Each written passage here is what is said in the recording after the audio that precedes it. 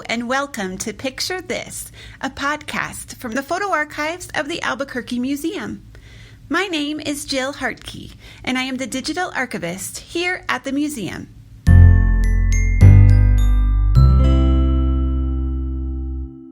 Today we hop on a bus and revisit a little-known concert that brought together the gospel of flower power and a master of the blues for a one-time-only psychedelic blues concert in the hills of Placitas, New Mexico. In the photo archives of the Albuquerque Museum, there's a photograph of blues legend B.B. King on a small stage waving his hand to a crowd gathered in a field. Here's the story behind the photograph.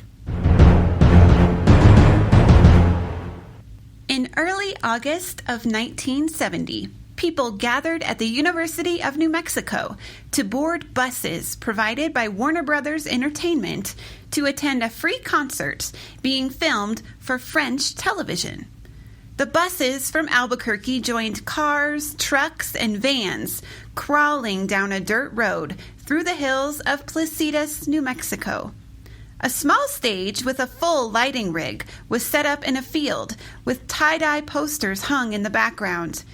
People got comfortable.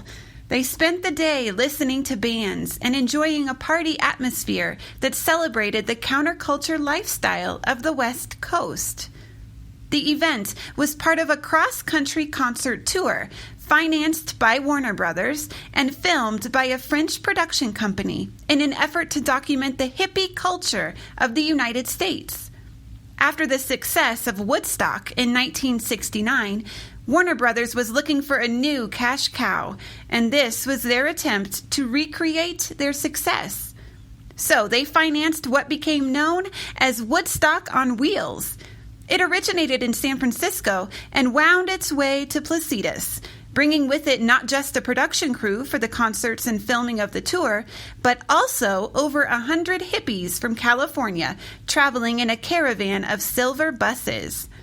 At each stop along the tour, a featured performer who was signed to Warner Brothers Entertainment acted as the headliner.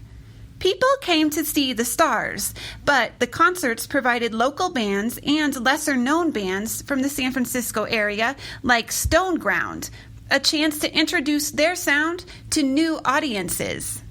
The concert was free and the living was easy for the day. Blues legend B.B. King was one of many performers featured on the tour. He'd been playing shows for nearly 20 years, but for some in Placitas, B.B. King was a newly discovered talent. The radio station KRST had recently hit the Albuquerque airwaves, and it was one of the first FM stations in town. It had a small record library in the beginning, and one of their favorite records to spin in 1970 was B.B. King's The Thrill Is Gone, which filled Albuquerque homes with King's now legendary blues sound several times every day. For those concert goers who didn't know who B.B. King was before he came on stage, they knew who he was afterward. B.B. King and his trusty guitar named Lucille rocked Placitas.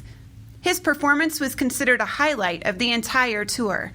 King wore a blue suit with a hot pink shirt, and he played a full set for several hundred enthusiastic concertgoers in the August heat. He played several songs, and he interacted with the crowd the whole time. Those who took the trip to Placitas had a fabulous time, which was captured by the production crew, who used a helicopter to get aerial shots of the crowd, hoping for that Woodstockish vibe. The creation of a documentary of the entire tour was what Warner Brothers was banking on. The tour was a month-long event, crossing the United States and ultimately ending in England with a concert by Pink Floyd. A 28-year-old director named Martin Scorsese was brought in to make a film out of the concert footage, audience flyover shots, and interviews with locals that the French production crew had completed. But Scorsese struggled with the task. The French production crew had difficulty communicating with locals in smaller towns across America.